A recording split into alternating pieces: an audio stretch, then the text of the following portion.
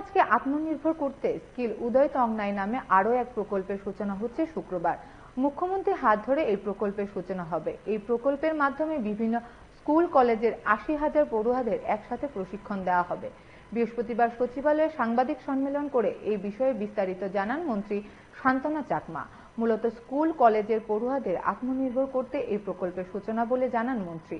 সাংবাদিক সম্মেলনে শিল্প ও বাণিজ্য দপ্তরের সচিব কিরণ গিত্তে, অধিকর্তা বিশ্বশ্রী বি উপস্থিত ছিলেন।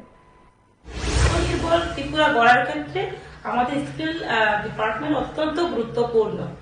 তার জন্য আমি আপনাদের সামনে বলতে চাই, আগামীকাল যে 7ই ফেব্রুয়ারি আমাদের একটা গুরুত্বপূর্ণ একটা প্রোগ্রাম রয়েছে, যেটা আগামীকালকে উদ্বোধন হবে মাননীয় মুখ্যমন্ত্রীজির হাত ধরে।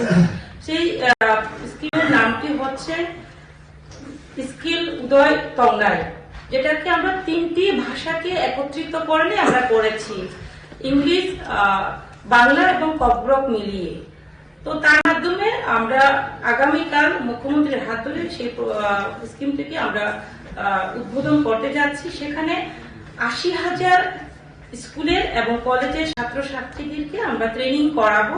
আমাদের বিজনেস কমপ্লেক্স 2025 আপনাদের মাধ্যমে আমরা জানাচ্ছি। এবং এবারে আমাদের থিম হচ্ছে destination Tripura, land of opportunities.